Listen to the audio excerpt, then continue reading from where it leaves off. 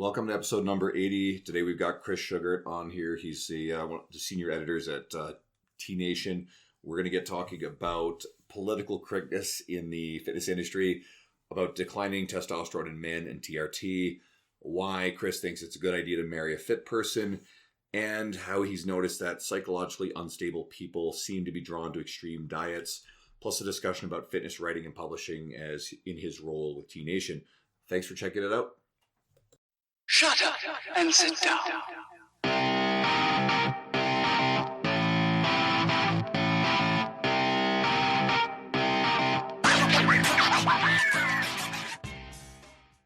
Hey everyone, welcome back to the podcast. It's Andrew Coates here. Dean Guido is sitting here with me, and today we've got Chris Shugart on. Welcome, Chris. I'm going to introduce him a little bit.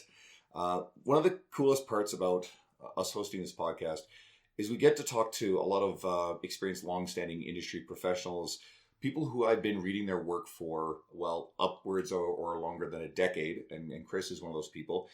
He's a senior editor and chief content officer at Testosterone Nation, where I've been a big fan and reading it for a really long time, and just this week got my first article published on there, which is pretty much the coolest thing I could have imagined.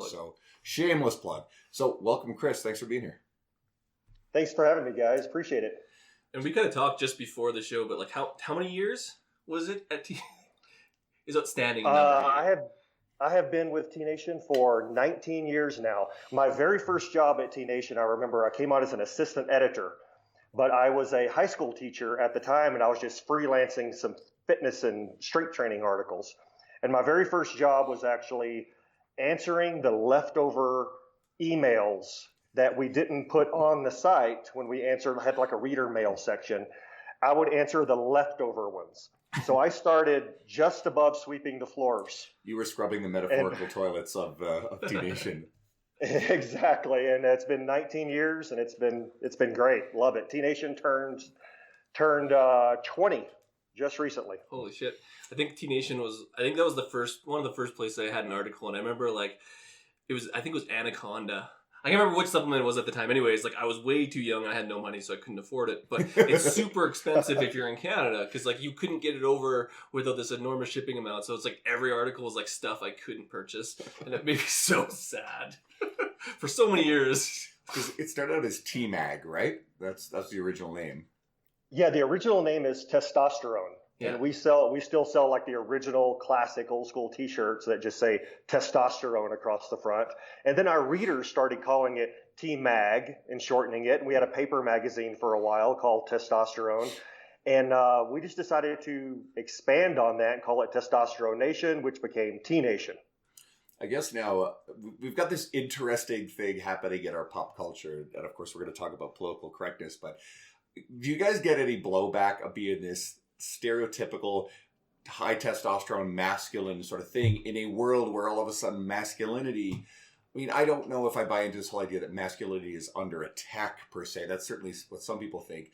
But, you know, masculinity is definitely being criticized. You hear the term toxic masculinity, which is ostensibly supposed to be this highlighting of the bad behavior. But I think a lot of us feel like the people who are throwing around this language are really kind of encompassing all things masculine. So do you guys get any pushback just because that's your image?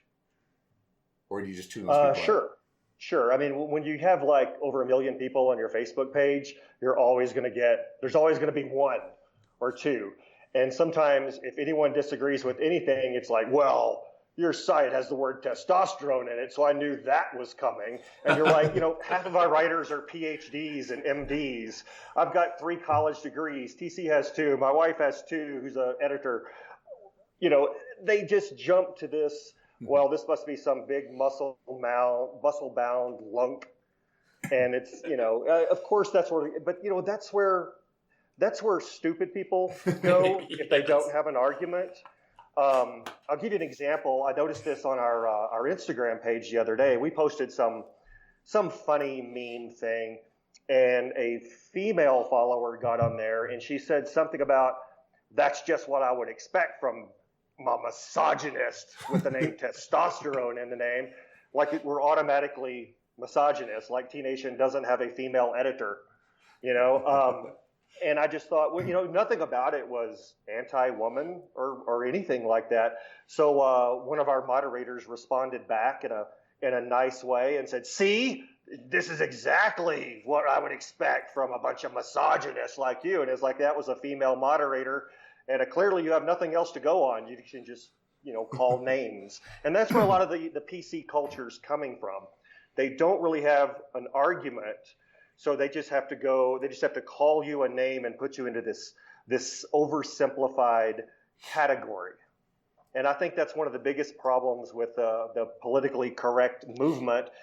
You can't argue anymore. You can't have a disagreement. You can't have a discussion anymore, because if you have better points than they do, then maybe you're racist or you're homophobic or you're xenophobic or you're some sort of phobic, instead of just, I'm a person who disagrees with you. Let's talk.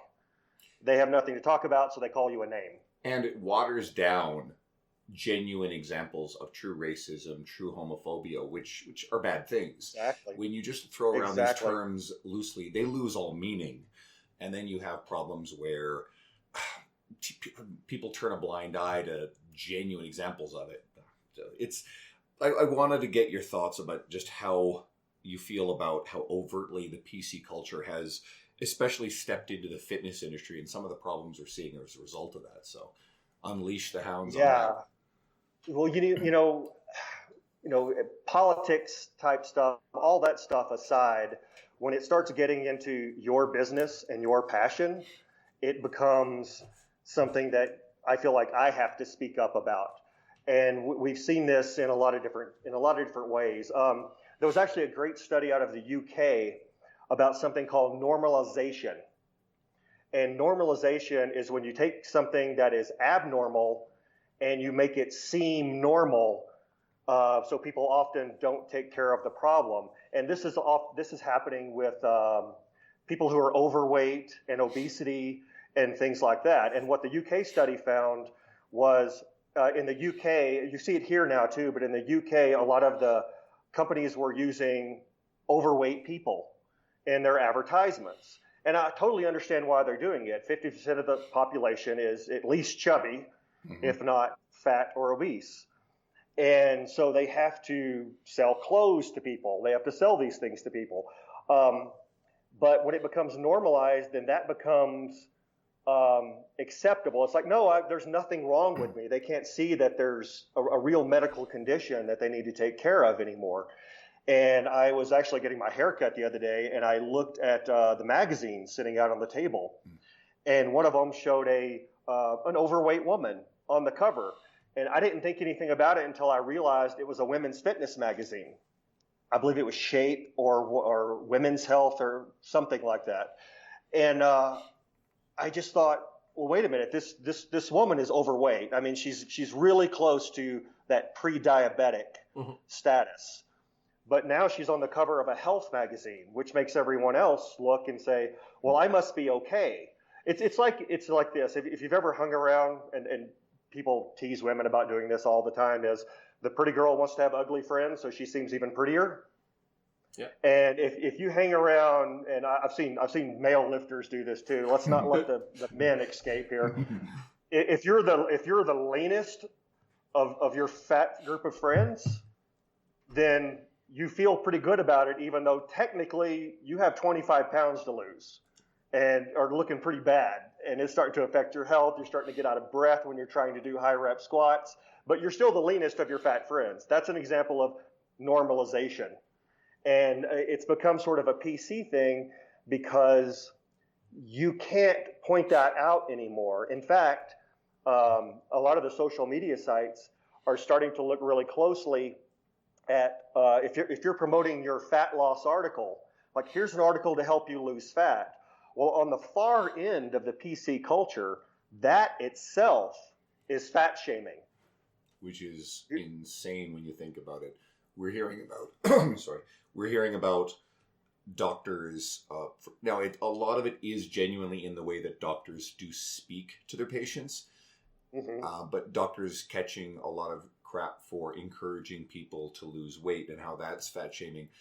I think on one hand, there's a legitimate argument where, let's say I think this has been demonstrated that physicians don't necessarily take as seriously the complaints about pain or certain issues from people who are obese, and they default to telling them, hey, you have to lose the weight, and sometimes other conditions can be missed. Now, that's legitimate. We have to address that genuinely. Right. But at the same time, if physicians lose the ability to turn around and say to someone medically, this is good for your health, to lose weight, and you're looking at some serious health risks long term, diabetes, cardiovascular disease, certain types of gastrointestinal cancers, you're at higher risk of.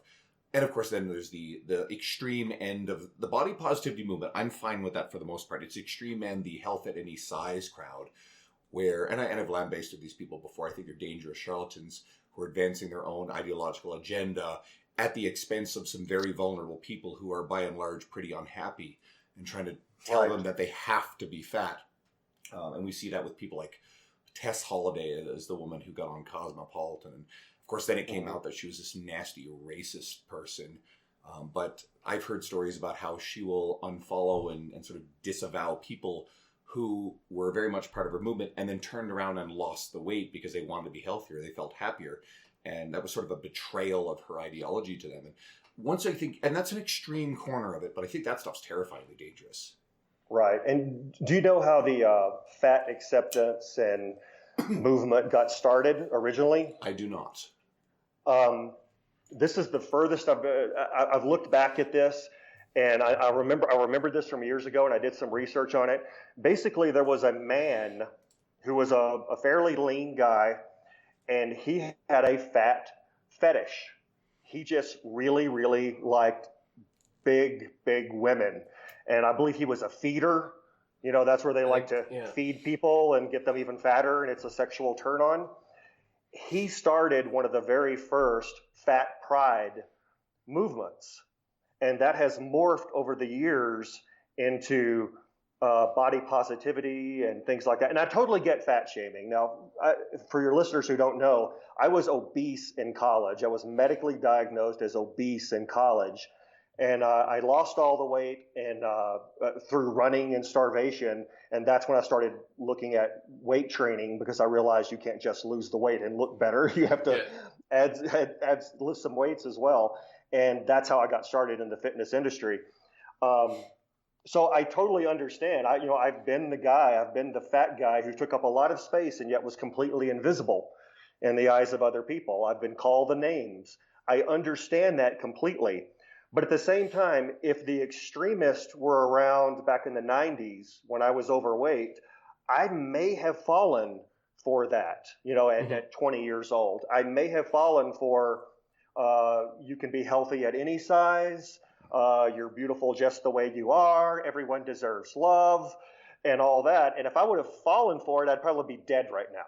Yeah. So I needed a little bit of shame. Now, no, do not walk around saying, hey, fatty, you're fat, Mr. Fat Pants. No, of course you don't do that.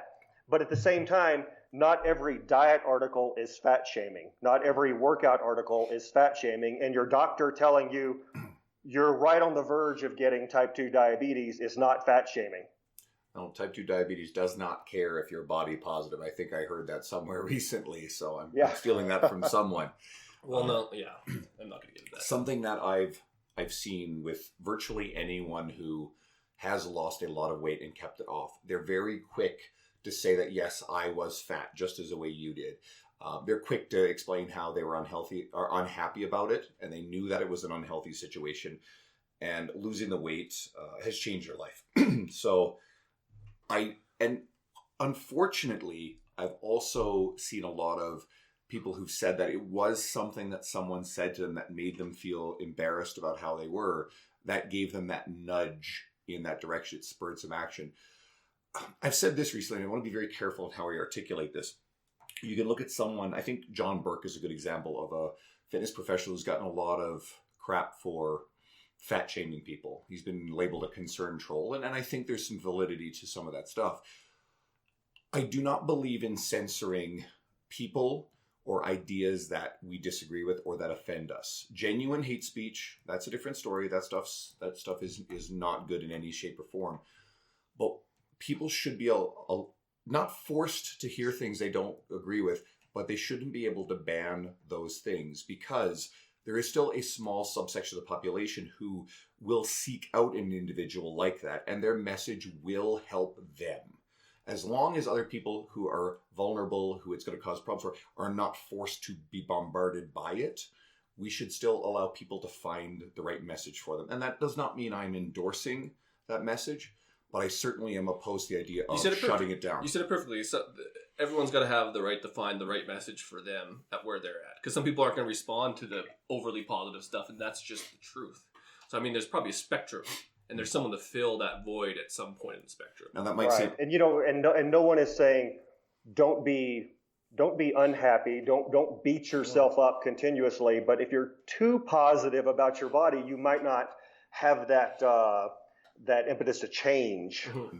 And I think that's the problem. So it's a really, really tricky thing, and we're getting more and more overweight as a society. And I just confession time. Mm-hmm. I saw an episode of the Kardashians once. Just one, I promise. And one of the Kardashians was complaining about being overweight, but then she said, "No, I'm proud of my curves. I love this. I love myself. It's all great." Fast forward 20 minutes, at the end of the episode, whichever Kardashian it was, she was laying in the kitchen floor crying about being overweight. And I thought that was just a perfect example of that's really how a lot of people feel. Even a lot of the people saying, "I'm perfectly happy. Look at these curves." I know that deep down they're not feeling good about that, and maybe they have just given up. And if you have the extremist on the fat health at every size movement telling them diets don't work, you look great. This is actually perfectly healthy for you. In fact, I heard one group calling it's just a body type. Extremely overweight is just a body type. As in there's nothing you can do about it. It's like being white or black or tall or short. That's when I think we almost have to step up and say, listen, call it fat shaming if you want. I was fat. Here are the facts. Here's how I feel now. And please, those of us who were fat before, we're the first ones who want to help you because we see what it's done for us to lose weight and get into shape. And just going to what I was saying about, not believing in banning anything, I don't believe in banning the voice of the extreme end of stuff. I think it's important that people have to be confronted by that and make their own decisions. So they have every much of the right to be there, but we also have the right to highlight the fact that from a medical standpoint, they're dead wrong, and we can highlight the problems within their message. So and they'll say like, "Oh, they don't have diabetes," but that's the last thing to fucking show up after getting fat. Yeah. So that's just science, and diabetes is a legitimate disease. So I think Mike said it was like there's a science to this thing, and it's not like it's there. But testosterone, T-Nation, the two kind of, and we kind of talked about this before, but they're kind of connected. And so it isn't surprising that you frequently discuss it and kind of the problems that come with the declining testosterone in men in this world, in this environment. What are your thoughts on all this and TRT for men, I guess, in its current state? It's really interesting. We have an article from maybe 2000, and the article was written by a medical student who was a bodybuilder. And he was telling our readers how to lower your testosterone temporarily so you can go to the doctor and get a prescription for TRT. Because in 2000, it was really tough to get a prescription for testosterone, even if you were medically low and definitely not borderline. I mean, if the number was 200 and you were 201, they said, no, you can't have it. So this guy wrote an article about, I think it was like, stay up all night, drink 5 beers, eat a lot of soy protein, and then go wake up the next morning for an 8 o'clock appointment and get your testosterone tested. Well, fast forward until now, and I think there's a men's T clinic right beside of like every strip mall. You see one of these things. So it has really changed a lot in a good way for the most part. But we started out writing a lot. We wanted to write honestly. about this. TC Luoma, the editor, Tim Patterson, the owner of T Nation, they wanted to make T Nation very honest about everything. So we've never lied about steroids, the how it's used in bodybuilding, the good things that can be that can revolve around it, the bad things that can revolve around it. It's always been very straightforward. And in recent years, I think we've gone more towards TRT a little bit because people who want to use steroids are going to use them, and people who don't are not going to use them. We're not trying to convince them one way or the other. We just want to let them know the facts. And with TRT, it's really interesting because well, some of the symptoms really quickly. The test can be all over the place, and TC has written some great stuff about how to get a proper testosterone test to really get it accurate. Because there's so many guys with low testosterone, their doctor won't put them on won't give them a prescription because they're just not quite low enough on the day they're tested. But generally, fat gain, depression, low libido, sexual issues. You have a higher risk of heart problems, metabolic syndrome, insulin resistance, more belly fat, all the stuff we usually know. But there's also a crazy element to it that I call it positive aggression. A normal or a high normal testosterone level gives you this positive aggression. And we talked a little bit about toxic masculinity and things like that. What people don't realize is there is I call it no steroid rage. And it's men who have low testosterone. This has been shown in some recent studies are moodier, angrier, and more depressed. My guess is this popular concept now, incels, these involuntary celibate guys who are on the dark web complaining about how they can't get women interested in them. So there's a lot of anger, pent up anger, and they're finding a community and a voice. These fuckers are nuts. And every once in a while, that's a very bad sign, by the way. Yeah. When you combine, I have a degree in psychology, one of them, and when you combine sexual frustration with anger and resentment, that is a catalyst for some very, very bad things. That's like half of serial killers. That's like half of serial rapists. Those two things combined. Well, we're seeing this amongst this community. It's scary. Now. Some of these guys are coming out, and we're seeing planned attacks, usually targeted at women. What? This shit's insane. They use language. They call the guys that they resent, who apparently can get the girls, they call them Chads, and they call the women that they're angry with Stacy's. And this is some really fucked up shit. Yeah. So if you want to go read up about this, Google incel. INCEL, and you'll see there's this whole subculture of these guys, and there's a lot of pent-up anger and aggression. I don't see this group as probably a group representative of having high levels of testosterone. No, and that's what's really fascinating about it is we're seeing it's often the opposite way now. Low testosterone guys are the ones that are the problematic ones you want to keep your eyes on. But having a normal or high normal, I like to call it, testosterone level leads to this positive aggression. And that is aggression in that I'm going to kick ass at my job. I'm going to kick ass at school. I'm going to kick ass providing for my family. It's a very powerful thing, and it's what makes males a great half to have in a pair bond in the species. That's our role. So when you see testosterone plummeting because men are living longer, you have environmental estrogens, you have, birth control pills in the water, all this crazy stuff. That is one of the first things I talk about with any guy over like 35. He asks me for fat loss advice, he asks me for muscle building advice, and I say, get a test. Get a test. Here's an article about how to do it, because everything just seems to work better, and surprisingly, you feel better. And yes, you feel more aggressive, but it's like this energy for life style of aggression. And that's what a lot of people don't fully understand when they look at testosterone replacement therapy, especially with what we were talking about before with, men are kind of getting the short end of the stick a lot of times these days, or, getting blamed for a lot of things, toxic masculinity, things like that. People aren't looking at that as much, but I think as we've seen, this is Okay, here I'm going to get non-PC again. That's why we brought you on. A lot of women will say, a lot of the PC culture women will say that they want the kind, sensitive, nurturing guy.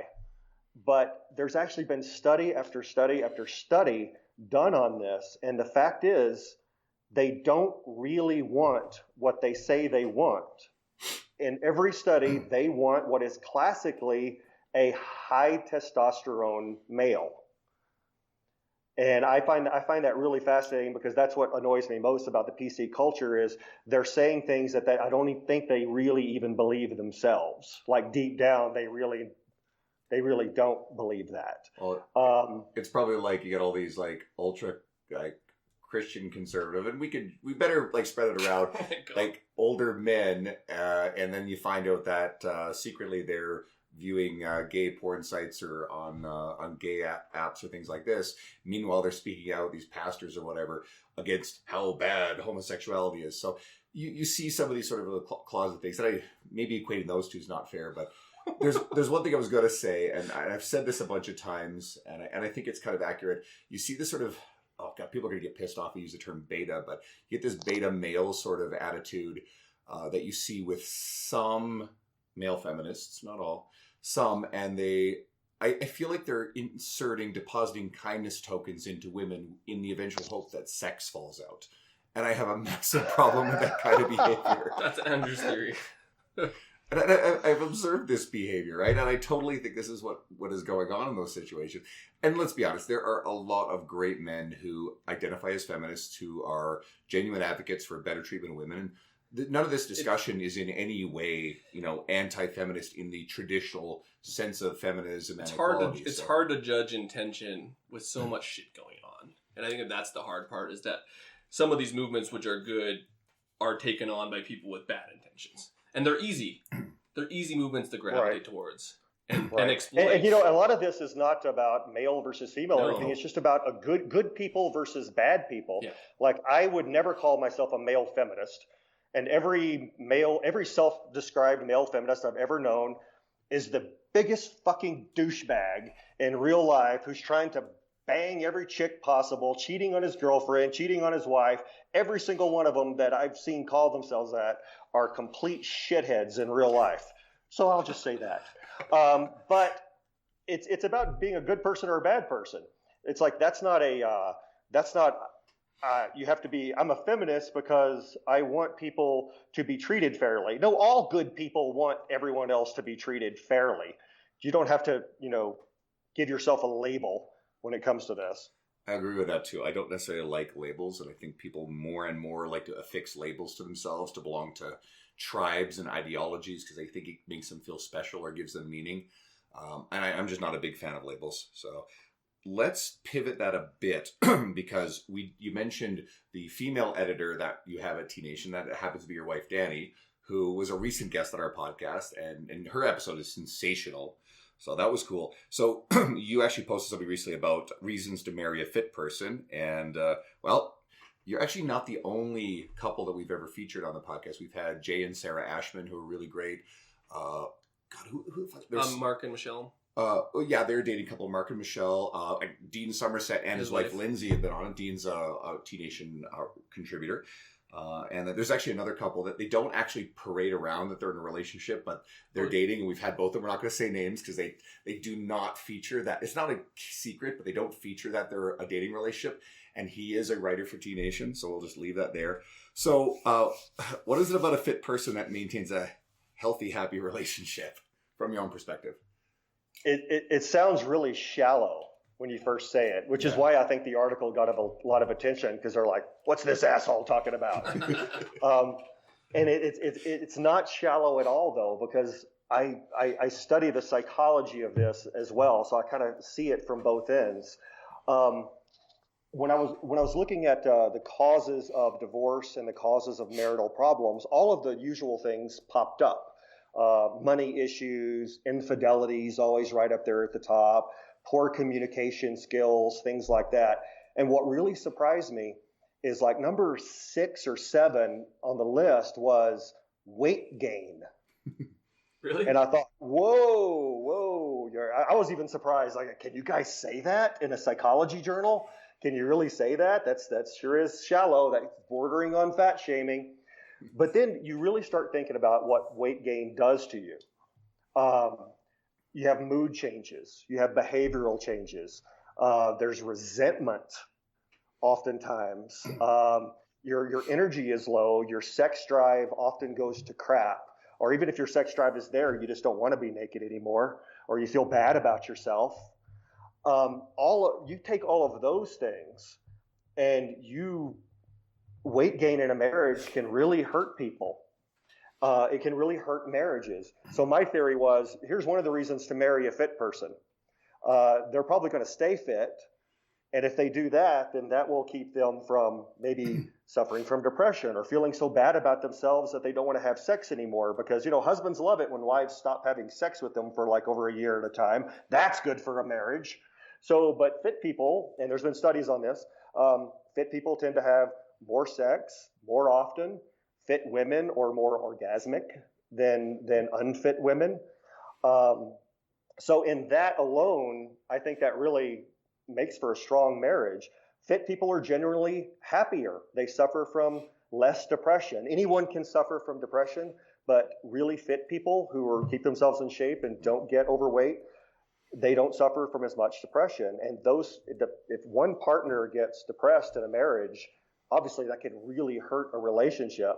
Fit people make more money across the board generally. And there's lots of reasons for that. But and also, you kind of want someone who shares a passion. I always talk to people and say, how into this are you? Are you someone who kind of goes to the gym once or twice a week and kind of wanders around and uses a machine and walks on a treadmill? Or are you like us? Do you like absorb this stuff? Do you kind of work? You don't have to work in the business, but you read T Nation all the time. You go to the gym 4 or 5 days a week. You watch what you eat. You keep a food log sometimes. You read labels.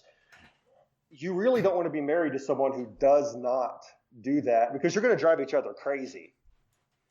Yeah. For one thing.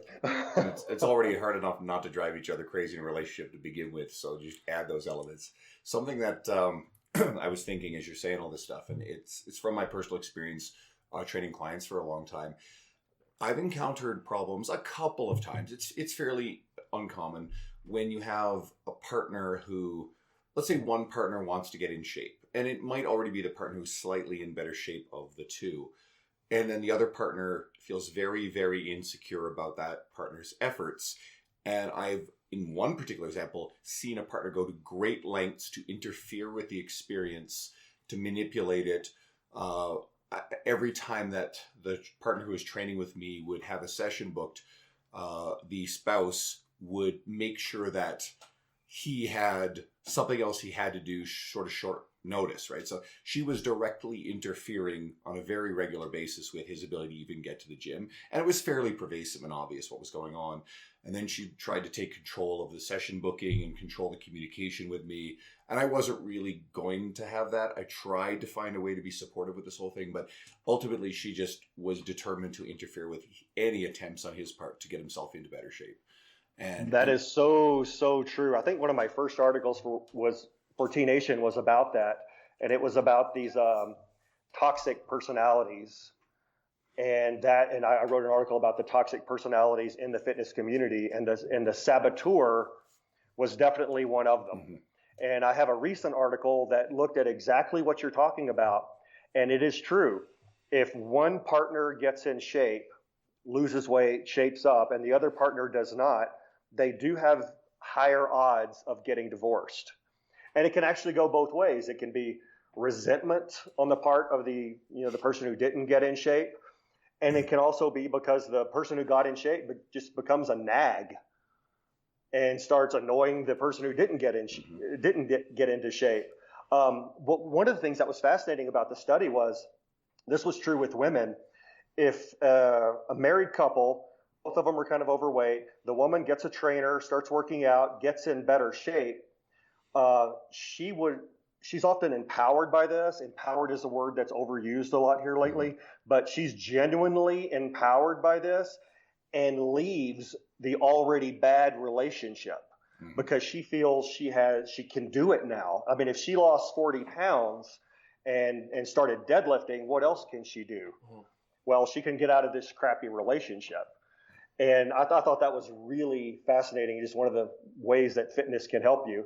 But yeah, I do think that people will sabotage, and it is often your friends and family. The worst example I've ever heard of it hit the news. I feel like it was 4 or 5 years ago. I read this, and it was a gentleman he's not a gentleman for what he did in India, and he was trying to control his wife to the degree that he was putting steroids into her food. She had, your facial expression tells me the surprise Wow. here. She had started to grow facial hair, amongst other things, and his effort was to try to keep her bigger so that way she wouldn't go out. In a way to control her. This is extraordinarily extreme, but ultimately it came out what he was doing. He was charged with it. She ultimately did get free of this marriage and left him, and that was, there's a happy ending in that. But I mean, she had seen physiological changes due to the fact this guy was spiking her food. But that's the lengths that one human went to try to control another person. That's terrifying. But where are you finding this shit, man? You're finding all the internet trash. You got some good ones today. That was appalling. But that's probably the same form. I read another one where it was from the other side of things, and the woman basically had a Munchausen syndrome, but it was to prevent her. Like, she was attracted to this guy because he was in good shape, he looked good, he caught her eye. But once they were together, it was like, I want to keep him now, and I don't want other women looking at him. So she would basically anytime he wanted to work out, anytime he wanted to do something, she would get sick. What? And to prevent his workouts, you have to stay home with me to do this. So it's really surprising. So once again, if at all possible, and I'm not saying relationships don't work if you don't marry a fit person and you're someone who's really into this. Obviously they do. But if at all possible, it certainly increases your odds of having a great marriage. This really leads well into the next question we had for you, so we got to go here. Well, and we talked about you writing about psychology, but you wrote about noticing a relationship where psychologically unstable people are drawn to extreme diets. How does it make them feel special? And kind of, would you explain this theory in a little bit more? You're going to get in so much trouble for this episode. I can't wait. We're just talking shit. Okay, well, now let me start by saying I have tried every crazy diet out there. First, because, like I said, I was the overweight guy. I struggled with it for years after I lost the initial weight. So I've tried everything. I did a meat-only carnivore diet like 8 years ago, even though it's just now starting to be popular. I've done fasting. I've done everything. I've gone super low carb. I've been into ketosis. I was pissing on those little strips to see if I was in keto. I've done all this. So I'm not putting anybody down who tries these things. It's more of a cautionary note. We know from psychology that people who have certain psychological issues are drawn to anorexia, bulimia, and certain eating disorders. It's just a fact. We know this. There's been many studies on the relationship between, say, veganism and depression, where we know now that veganism and depression are correlated. The only point of disagreement among the researchers is, are depressed people drawn to veganism, or does veganism cause depression? The depression is there both ways. So I've written a lot about this, and I've researched it a lot, and I just started noticing recently that some people who are very drawn to extreme diets, keto, raw food diets, veganism, carnivore diets, intermittent fasting, like extreme forms of it, they seem to overlap in a lot of the psychological parameters as people who fall into eating disorders. In fact, I know a few vegans who are now on the raw carnivore diet. They literally went from veganism to eating raw meat only. Now, the common denominator is the person. And both of those are wacky extremes that aren't really necessary to be in shape or be healthy. And here's the difference, though. Here's where hopefully if I've offended everyone so far, this will make it okay. It's only when it turns into what I call a glassy-eyed food religion is when it becomes the problem. A glassy-eyed food religion. In other words, anyone can go, you know what, I want to lose some weight. Keto can kind of kill your appetite after a while, which helps you control calories, which helps you lose weight because it's all about taking in fewer calories no matter what you do. So I'm going to try keto, and I'm going to give it 6 weeks, and it'll be a fun experiment. That sounds really cool. Maybe I'll take some photos of my abs when I'm finished. Perfectly fine. But when you turn into this keto for life, you buy the t-shirt that says keto for life. Anyone not doing keto now becomes stupid and ignorant, and you're clearly superior to them. Even when you start to see ill effects like irritability or you can't concentrate as well, or all muscle gain and strength gains stop completely after so many weeks on keto. Even when they see that and they can't stop, they can't give it up, that's when you have gone from a diet strategy to a food religion. And those are the people that I suspect there are other problems going on. There are other mental things, not necessarily mental disorders, but they're not self-actualized in some way. So they have locked themselves on to this, a tribe, like you said, and that becomes their thing. It becomes their religion. And with eating disorders, like with anorexia, what psychologists often say, there's a lot of debate about this, but what psychologists often say is it's this ability to have control over something. If you feel out of control, so many psychological problems and issues and disorders are rooted in this feeling of being out of control of your life. Well, one thing you can control pretty easily is what you pick up and stick in your face. And anorexics oftentimes suffer from this, and that's the one thing they can control. It's not always just about wanting to lose weight and then it goes too far.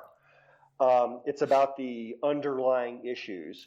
And it is my guess, as an amateur psychologist, that many people attracted to extreme bodybuilding style diets or fit diets, fast and keto and carnivore diets, may have some overlap there, just some overlap. And it's something to, be careful. Just be careful. I think, and you sort of said it right there, I think we could even say this about anyone who takes any extreme end of fitness, which includes extreme ends of like body dysmorphia that can lead to the desire to get like absolutely massive and jacked. And I think that can fuel that. I think within reason it can be a positive. When it gets to extreme ends or it rules your life, same thing. There are probably some negative things about it. So this is obviously not just to shit on anyone who like poor vegans, right? I know some vegans. I have some vegan clients, and oh my god, if they're listening to this, guys, I love you, and I totally support your lifestyle choices. But let me finish this. But it's not just these particular things. Like any extreme expression of fitness or nutrition in any direction, I have a feeling there is definitely a relationship, whether it's cause or effect or if it's just correlational. I just believe that there are relationships going on there. And the reason why is because to be extreme, and you talked about control and kind of where a lot of these diseases come into effect is like they can control it. You have to be in control of your shit with any of those extreme diets because you're either taking out food groups, you're super specific, workout plans have to be dialed in. It is control. You have to be controlled, or otherwise you're not there. And most of the people preaching non-sexy is like they're controlling their calories, but they're like they have options. Well, which is scary. We stayed away from naming this a little crazy, but you've probably heard of the snake diet guy, right? Because obviously that's a very good the snake diet guy. The snake diet. I don't think so. Oh god, you need to Google this shit, like really. He's got 150,000 plus followers on a Facebook group. He's actually here in the Edmonton area, and I've met him in person. He's a strange little human. He's a virulent little nasty if you go at him, and he likes negative attention. He's blown up Brad Schoenfeld. He's had his followers dox Brad Schoenfeld's Instagram account amongst other people. And Brad, Dr. Mike Isertel, Lane Norton have all like publicly called him out. And he just perpetuates some very extreme end fasting, dry fasting. He makes a lot of claims about being able to cure HIV, cancer, and other diseases through fasting. He drinks his own urine. There's a lot of other crazy behavior there. So this is one of the really extreme ends of crazy, but he draws in a lot of a following of people who will do this. So you may want to go and explore this, find out about it. It might make for some great content. Don't let him write an article, please. Oh, well, I don't think they'll ever let him do that. So. Oh my gosh, no, that is crazy. In fact, you said dry fasting. I'm assuming that's some sort of not drinking no water. No water, yeah. Wow, it's fucking dangerous. And, yeah, it's crazy. You know, I heard of a term a while back, and they called it. Well, a girl in my gym was telling me about it. She goes, "I'm water fasting for 3 days," but what she meant by that was she was only drinking water for 3 days. Now, this girl I know is a former anorexic, but she was really drawn to this water fast craze, which some celebrity was doing. And I was, what is the fucking difference between a water fast and being anorexic again? I'm not anorexic. I'm water fasting. It's not funny. Well, I think... But it's just like, when you lay it out like that, it's like, that is anorexia. Here is actually... Yes, exactly. Here's a continuation of that thought, and I've seen this before, and I've said it. In a lot of ways, some of these extreme dietary behaviors are just more socially acceptable versions of eating disorders. Without a doubt, that's what's going on. Well, and that's why it's positive to talk about this shit and figure out what the facts are. So at least people have the information. So like people aren't pulling the wool over people's eyes saying, oh, this is this. Because on the other end of things, you put people in these extreme diets and you start changing them psychologically, whether it's because they're calorie deprived or whatever, and then shit starts to manifest. So it is dangerous sometimes to perpetuate some of the positives in some of these extreme diets, especially because susceptible people are always going to latch on to these things. So it is dangerous in a sense not to talk about it. And even though we're making fun of it, that gives a viewpoint of maybe someone will question some of the shit, even if we are being total dicks sometimes. Oh. You know, we're rarely total dicks. I mean, we're probably dancing around that pretty good in this episode, but I think some things just need to be said. One more thing about the extreme diets, and I wrote something on the carnivore diet. I believe the title is something super creative and eloquent, like the carnivore diet is dumb. And I said to the point, well, if you're cooking your meat, you're cooking the vitamin C out of it, and you can actually risk getting scurvy. Like people don't get scurvy these days, you know. Well, since I wrote that article, I've read about 3 cases of carnivore dieters getting scurvy. Now that's dangerous. If it was sort of accidental, they were experimenting and they didn't supplement or whatever, I totally get it. But if they can't go, okay, wait a minute, maybe this was a little crazy. Maybe I need to take some vitamin C and eat some spinach. Then they're okay. But if they don't accept that, I went to a carnivore diet website where the guy says you absolutely do not need to supplement, and he had abs. And by the way, when the paleo was first taking off. And people got really crazy with it. And I was kind of one of them. I did paleo I did like 95% paleo for a year. When that was first taking off, I knew some of the people who had books out about paleo, who were the gurus of paleo. And guess what?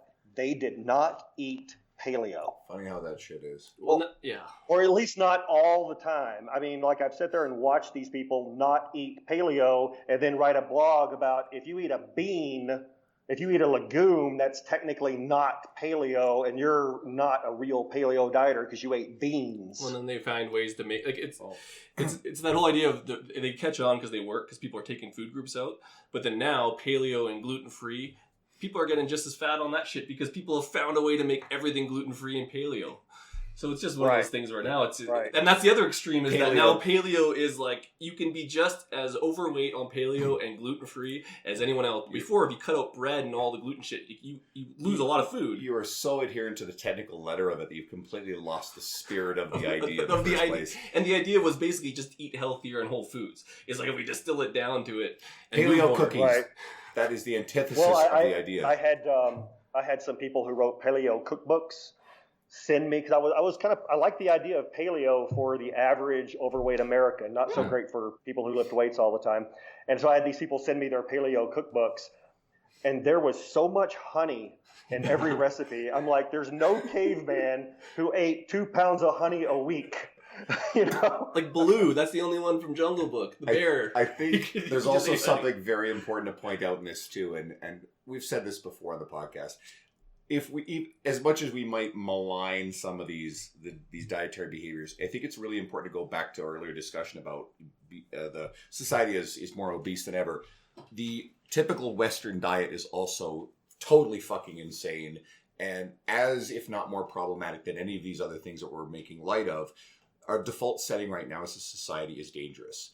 And so I have no issue with someone experimenting with wanting to try keto or paleo, as long as they understand at its essence, you still have to get your calories under control. Someone who's perpetuating the idea that it doesn't matter and you can eat as much fat as you want on keto is completely fucked. And I know people want to believe these myths, but at its core, I have no problem with someone experimenting with the dietary ideas as long as they don't, I can't even talk, as long as they don't take extreme forms or become psychologically dangerous to those people. So, right. But yes, at its essence, our typical Western diet, which is fattening the fucking hell up out of our Western world, is also quite extreme, and no one is talking about that. Right. And you know, and that, I guess we get kind of deep into it. So we, in the fitness community, so we start picking at every little diet that comes along. But I agree with Dr. Jade Teta, who says that he doesn't, I don't want to misquote him here, but basically if someone is very, very overweight, he almost doesn't care how they lose the weight. Absolutely. If that involves eating three Oreos a day, as part of their diet, but that keeps them under a certain caloric level so they lose weight, that's the most important thing, because they're in an emergency situation. And I think America would be a fit, great looking place if everyone did the paleo diet. But I also get a little upset when I read paleo experts telling people you can't eat, beans. That just goes all over me. I'm just like, oh, come on. Get them off the sugar, get them off the bread, get them off the desserts. Fantastic, high protein diet, high vegetables. Awesome. But let people have their beans. Come on. Well, and again, we kind of miss sight of what the essence is. And a lot of the times, just even, like you said, he's the hammer is the weight loss so that they buy in. But really what you're teaching them is skills in terms of overriding their natural inclination to eat shit food because it's there. And if that gets them there, then you can transition to whatever you want. So there is merit in any diet because people have to adhere to it and they have to track stuff, which makes them have to think. And if they can think a little bit more, then maybe you can get them onto something else. And I think that's right. The merit of each diet is that people have to use their brain and wake up a little bit. Like you can't go just like grab whatever you want. And that seems like common sense, but like that is the world we live in. That's the Western diet. Is things are there that are shit and there's lots of it and it's fucking easy. You can order shit into your house now from any restaurant. Before it was just pizza and Chinese food. Which I saw this recently too, and Chris, you're probably just gonna like lose your shit when you think about this.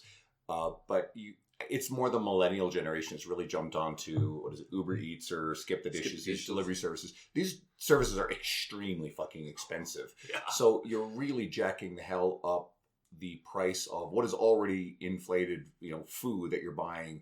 So you've got millennials, and this is so stereotypical, it's low-hanging fruit, but complaining about not being able to afford, buying houses. And I don't think these two equate. It's the same thing as saying that avocado toast is the reason why people can't. And you can get coffee from McDonald's for like $1.80, and it's like $5 delivery. But then it's still less than a Starbucks. Look at the insanity of a generation that is starting to have food regularly delivered to them via Uber Eats, and the justification or the just completely missing out on the expense of this.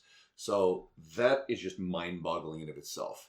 I still have yet to use Uber Eats. The only thing I ever get delivered is Chinese food and pizza, which has been going on as long as I've been alive. Like that's like if you take that away from us, like I don't want to live in this world. Well, pizza delivery doesn't cost very much anyway. It's pizza, right? But I mean, the idea of getting up here, we have Tim Hortons, so like Dunkin' Donuts or Tim Hortons or whatever, Uber eating donuts and coffee to your house for like what $10 surcharge is fucking insane as far as I'm concerned. Right. Basically, you get poor. And I work with a lot of younger people, and they ask me about supplements and stuff, and of course they can never afford the supplements, even a protein powder. So I've done some research on this, and I'm like, okay, 2 scoops of like metabolic dry protein is roughly $2.40. I went to the Taco Bell website. The average combo meal there is $6.50. It's like you can totally afford, some protein shakes or some creatine or, some things that would help you out. So I just don't buy it. I don't buy the people buying $50 games, but can't, buy a supplement that they know would help them reach their goal, because their goal just isn't really real. It's a want. Mm-hmm. It's a dream. It's a wish, because you can definitely make that happen. And the same thing with expensive foods. It's too expensive to eat healthy. Well, rice, beans, meat, thing of chicken. It doesn't have to be organic and grass-fed. That has nothing to do with whether it will help you lose weight or not, or whether it will nourish you or not. It's an excuse, really. And because the fast food, like you said, I didn't realize it was a $10 charge. I can't imagine getting something like $3 worth of Taco Bell and have like a $5 or $6 charge to have it delivered. That's crazy. It depends on the distance, but either way, yeah. Either way, you know what? The only thing I'll challenge you on is Taco Tuesday is probably cheaper calories. So like Taco Bell, because it's $2 taco. I've eaten Taco Bell once in my life. What? It was terrible. No, it was terrible. No. Well, growing up in Newfoundland, there was no Taco Bell for a very long time, and the only one was in the theater where it was just microwave frozen stuff. Let's get Chris's thoughts. He also, last podcast, which we recorded just before this, he doesn't like ketchup. You don't like gravy, and hot dogs, and it was there was one more thing. Fuck, what were we talking about? I can't remember. Anyways, even those 3, like he doesn't like any of those. Like at least ketchup. I was saying ketchup was designed so that everyone liked it. Like it's basically drugs. It's grotesque, and he doesn't like it. Now I make my own ketchup. Yeah, because I didn't want the sugar or any of the weird stuff that's in modern ketchup. So I actually figured out how to make my own ketchup. I call it grown-up ketchup because it has a very different taste. I'm going to send you that recipe, and we're going to get you to like ketchup. But this is gourmet, grown-up, sugar-free ketchup, and I bet you'll like it. No more articles till he fucking says he likes ketchup. Like that's that's it. Well, if I'm ever down the same city, we'll have to try it in person. We got to ask about this one because we've talked a lot about T-Nation and. So we're talking about working in fitness, writing, and publishing, which you've got 19 years worth of. What do you seek for good content from your contributors? And what are some of the common mistakes you feel fit pros are making in their message? Not just the stuff that's submitted to you, but just how they engage themselves on social media, and then maybe some of your own pet peeves along with it. I love it when a contributor will surprise me. And so I can say, I want this, I want this, I want this. And sometimes they can give me something that I'm like, wow, that's amazing. I would have never thought to ask for it. But I have so many pet peeves because that's what I do for most of the day is edit and work through content. I think what has changed a lot with articles, blogs, and things like that is people just have shorter attention spans now. And you really need to get to the point and teach them something and not belabor it. We used to publish 10,000 word articles, and now we get complaints if we publish a 2,500 word article. Too long, didn't read, and people just want the information quickly. And we've always, dug a little deeper into it for people who truly want to understand and get into this. So we've had to adjust over the years to keep the content tighter. I call it being tighter. And most people who write, if you Andrew, if you write a 3,000 word article, I guarantee you can take out 800 words of it and no one will know the difference. You lost nothing of the message. You lost nothing of the great content. And I call that word vomit. And I don't mean to use an No, example. please, I by haven't all seen means. you doing this, Well, but I call it word vomit. And it's when people just take introductions, for example. Okay, I like to cook, so I read recipes online.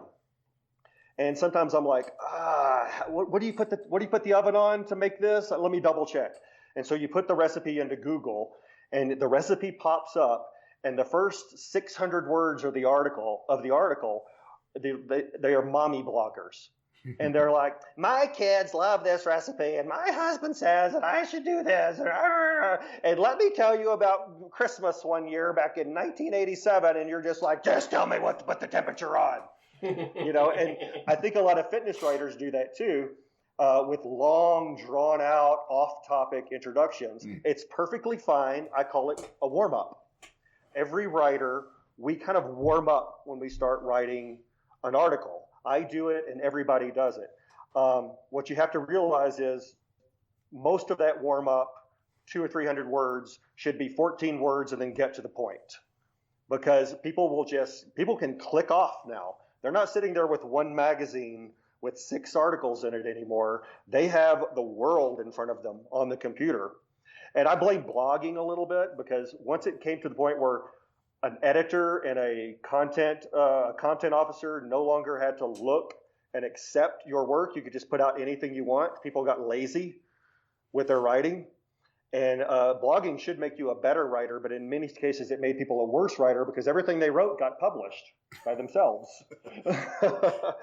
And so that's one thing I will say is people need to keep things shorter. People need to get to the point.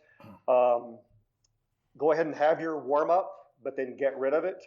And then something I tweeted here recently, I said that you need to anticipate your readers' questions.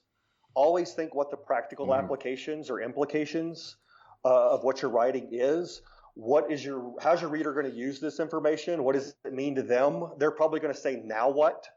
Be sure to give them that. And PhDs are the worst about this, because they sort of had this trained out of them in the academic setting, is they will tell you something. Here's what we have discovered about when you eat carbohydrates at night. And it's very big words and very garbled up, and paragraphs are the wrong place and everything else, but the information is there, and then they stop, which leaves the reader wondering, wait a minute, so if I want to try this, what do I do? Like, you have to give them that, how do I use this information? How do I put this into practice? You have to be practical with it. And a lot of times PhDs don't like doing that, because a study never gives you the answer. It just gives you an idea, and they're afraid to be firm. do you ever have to give Everyone Brad should Dieter be shit for firm that? with their writing. Do you ever have to give Brad Dieter shit for that, or Mike T. Nelson? We love those guys, so they're good I friends of don't ours. remember. I edit so many things. I mean, everybody does it. The best writers in the world. And by the way, editors. Danny edits me. I edit TC. I edit Danny. We all edit each other, and it's hard not to do this. I always tell people, write yourself out of an article. You told me that. Because, blogging sort of it became Dear Diary. And most people don't care. I mean, if you're Dwayne "The Rock" Johnson and you say, here's how I train my biceps, great. People probably want to know that. But anybody else, even big names in the fitness industry, they talk about themselves too much, and people just don't care. People just want to know that new technique you have for biceps that works. And that's where word vomit comes into this, and where writing in a soft manner comes into this.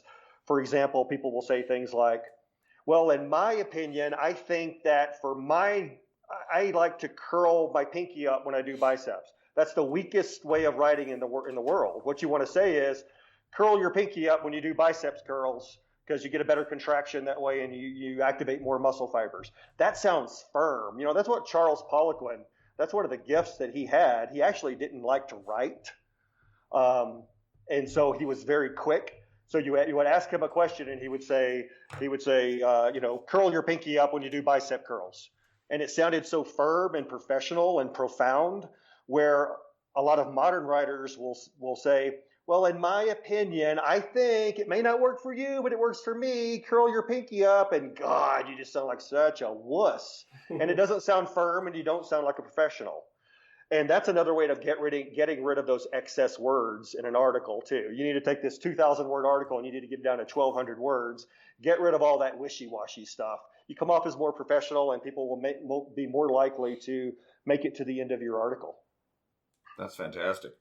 I remember you gave me, like I asked in a message, some feedback, whatever, and it was helpful. It It's like guided take me. 2,000 words out and be firm. It's the phrase. There's a famous saying, "Kill your darlings," which is a reference to edit your own content. And I actually don't find it very difficult to edit. In fact, the thing I submitted, I totally rewrote it based on some feedback from a friend of mine, and I actually felt it came out better. And when I read it in its end form, it's like, this looks pretty much like the way I submitted it. I think there's a couple of little different alterations, but that was kind of cool. So that was a really cool thing. And again, like I said off air, I really appreciate the fact that you guys invited me to and publish something that I wrote. So now I have to do that again and create something else. Not without ketchup. Not be a one hit wonder with this stuff. One last bit of advice for people who want to write for T Nation or anywhere else. This is a very common mistake. Don't write to your peers.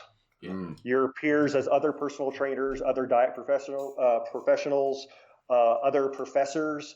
Don't write to your peers. We get so many articles that are fantastic articles, but they'll say things like, so when your client's knees are coming in on the squat, and it's like, who the hell are you writing to? The 16 personal trainers that actually read articles? Write to the end client, right to the end person. I say write to the regular guy who wants to learn more. And that's why most of the time in classical writing they would tell you not to do this, but in writing in the fitness industry, it's perfectly fine to say you. Do your knees come in? Do your knees collapse when you squat? When one's knees collapse and your athletes, who are you writing to? Write to the end person. Write straight to them. I feel like that's a mistake a lot of people make on their social media as well. And there's two ways this comes out. First is I think a lot of younger, newer trainers are afraid to write things because they're afraid of criticism from, let's say, I'm on their Facebook and I've been doing this a long time. Well, I try to say to them, I'm never going to buy training from you, right? You're just starting out. You should be writing to the people who are not mutual friends with me and Dean Somerset and whatever other Edmonton-based trainers who've been around a little longer. Write to the people on your social media where you can become the go-to fitness and nutrition person. And then for anybody who's got a broader reach and who's been doing it longer, the same thing applies. I think that they often write to get the approval of their peers.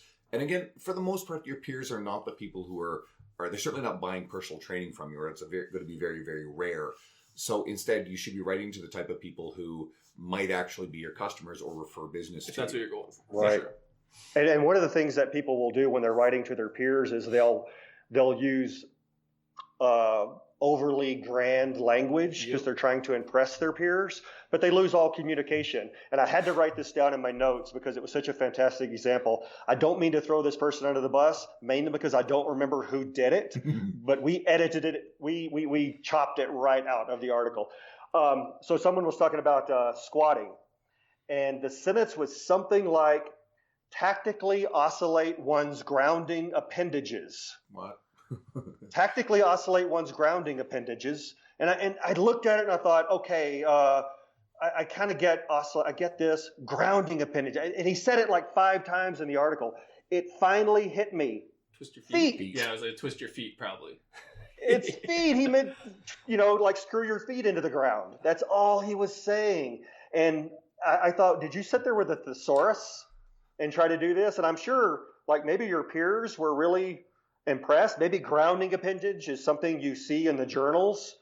But, the average guy in the gym who reads bodybuilding magazines and wants to know how to get in better shape, he's not going to get grounding appendage. So don't lose your communication. I know all those big words too. He's like screwing his arm into the wall. Use them. He's like, which one? He's like, you see this big crazy, he's like, that's not working. Right. So Chris, you've told us that you have read paleo cookbooks. So as a writer, I find that most writers are pretty avid readers. We had John Romanello on recently, and he's an avid reader for sure. And funny enough, he found a low key way to burn me on this question, because we always ask people what is their book recommendation or something that they really enjoy. It's just something that we do because I'm an avid reader. And then John sort of torched me politely by saying, like, and it wasn't directed at me, but it was, stop asking for recommendations, go in and read the classics and read all this stuff. So, but I do burn through things pretty fast. So the question is, do you have any books that you love that you recommend people read? It could be personal fiction, could be life-changing advice. What do you got? Well, I was an English teacher right out of college. I taught high school English and psychology for about 7 years. And the classics are boring as fuck, and they make you not want to be a reader. And the best thing you can do in life is to be an avid consumer of books. So I don't like most classics, and I was an English teacher. I taught my students everything that they needed to know, and I would often bring in modern books. Stephen King wrote a book for 14 and 15-year-olds. Really? Clive Barker, the guy who wrote the Hellraiser series, wrote a book for 14 and 15-year-olds. That's terrifying. And I brought those books in, still taught them their vocabulary, still taught them their parts of speech and how to write and all this other stuff. And these kids were sophomores and juniors for the most part, and many of them admitted to me, this is the first book I've ever finished. Now, they're 1 year from graduating from high school, meaning they've been faking it for all those years. So I'm a big fan of reading for pleasure. Yeah. I don't really like to read self-help or self-improvement books. Every once in a while, I'll get one on audiobook. The Subtle Art of Not Giving an F was a great one. And I like that. The only reason why I like that one is because it was so the opposite of everything else that was out there. Andrew hates it. I enjoyed the freshness of it. It's funny. It's a running joke. It's a very strong running joke. We just had Kelly Coffey on, and Kelly doesn't strike me as the sort of person who would probably write for T Nation, but she'd be fantastic because she talks about addiction and weight loss, and she's pretty badass. So it came up with a conversation that you're not the first person to recommend that book. So I've called The Subtle Art of Not Giving a Fuck the twilight of the self-help genre because I think it is unmitigated garbage. And he hates it so much. No, but in truth, what I do actually say, and I've read it, what I actually do say about it is it's actually a really great entry-level book for the type of people who then might turn around and start reading things like Daniel Kahneman's Thinking Fast and Slow, or Charles Duhigg, The Power of Habit, or any of Ryan Holiday's work like The Obstacle is the Way. And some of the stuff is really good stuff. But it ultimately, if you're reading for enjoyment, there's actually a lot of enjoyment in that book. And I like to malign the book. I love making fun of it. But at the same time... I won't say it is... it's going to change anyone's life or anything. I think I really liked it because with so many crap books out there, crap self-help books in there that actually make you a worse person, like The Secret and things like that. It's like basically books written to teach you to wallow in your own self and not achieve anything. It's The Secret. I love that it was the opposite of that. But if you want a serious recommendation, I will... one of the biggest nonfiction books, most important nonfiction books that I read in recent years was actually The End of Overeating by Kessler, I believe is the guy's name. And you don't have to have a binge eating problem or an overeating problem to get a lot of enjoyment out of the book. It's a book that really gets into how modern food makers and are in restaurants and fast food makers, what they actually do to the food to manipulate your brain with almost drug-like effects to make you not satisfied and to keep eating. And it really, what struck me in it is because he starts the book with an example with an overweight person and a fit person. And it made me realize how many fit people actually have borderline eating disorders, and binge eating disorder is the number one eating disorder. And as lifters, we're often encouraged to do this, with cheat meals and things like that. And sometimes that can get really out of hand really quickly. But if you eat food, it's a fascinating book to read because it's amazing to see how our food is being manipulated. Even a chicken breast at a restaurant is not a chicken breast anymore by the time they're done with it. So The End of Overeating by Kessler, that's a really good nonfiction book for anyone interested in nutrition. Oh, great. Sweet. And then kind of like the final question is the easiest one to answer, partially because we talked about it half the time. But where can our listeners find you online and kind of the work you do? And then you can kind of briefly talk about T-Nation, which we already talked about 100 times. Pornhub is no. I'm kidding. I'm kidding. What's your username? You know what? I handle a lot of the as a chief content officer. You kind of overlook everything, and I handle a lot of the social media for T-Nation, which makes me hate social media for myself. Yes. So really, the only one I really keep up with is Twitter, and you can find me at Chris Shugart, Shugart. And I love the Twitter platform because you just have a limited amount of time to throw something out there. And Twitter will teach you to be a better writer. Even though you can put more characters in there these days, you really have to be clear and to the point and remove excess words. So I like Twitter as a teaching tool, and I use it often and to much effect of making people angry. So I enjoy it. I've actually been following your Twitter for many, many years. I'm not very interactive with Twitter, therefore I don't tell people, hey, go follow it. I actually never post on it. I use it to follow other people, but yours is some of my all-time favorite. I've actually been like commenting at yours for a very long time. You wouldn't have a fucking clue who I was years ago, but it's funny, and it's not a lot of it is politically correct, and I think I really enjoy that. I don't think any of it is offensive to most normal people. I think there are probably going to be a certain type of personality that is probably going to be very upset when they read what you're posting, but it's actually great stuff. It's extraordinarily entertaining and worthwhile. So if you're going to be on Twitter, you just follow Chris. It's really good. And like we talked about, bringing you on here, a lot of this had to do with the fact that, T-Nation has been a resource that I've used for, again, I believe it's probably been about a decade that I've been reading it consistently, and I've gone on to meet. We've had a lot of the podcast guests who have been writers, contributors to your site for a really long time. Your wife Danny's been on here. She's great. Anyone listening, guys, go. If you're finding us for the first time because you found us on Chris's feed, go listen to Danny's podcast. She's super. And then if you like that, you can branch out into the Brett Contreras episode, or who the fuck else have we had on here? We listed all these names earlier. Eric Buck, Charles Staley, Lee Boyce, Nick Tuminello. The list goes on and on. Brad Dieter, we talked about him. All of these contributors. So we've actually had a lot of T-Nation people, and they're super. There's a reason why they've all been on here, because they're all really successful people. And, T-Nation is probably a big reason why a lot of these people are well known in our industry. Right? It's a major driver for that. So thanks for coming on. I really appreciate the fact that you took the time to talk to us. I don't think you really do a lot of podcasts, do you? Unlike a lot of our guests. Not really. I really prefer to be the behind the scenes guy. Mm-hmm. You really, I'm perfectly fine with that. I don't want to be a fitness celebrity. I want to be the guy who makes the fitness celebrity better. Well, we're not going to turn you into a famous celebrity right toe-to-toe with, say, a Brett Contreras at this point. But I hope our listener base does actually check out more of the stuff you're doing and writing for T-Nation. Your articles are great. And for everybody who just a regular listener, thanks for continuing to support us. And hopefully the next submission that I throw your way isn't total crap and you post it, and we'll keep going from there. Thanks, look forward to it. Thank you, guys. Why ketchup sucks. Shut up and sit down.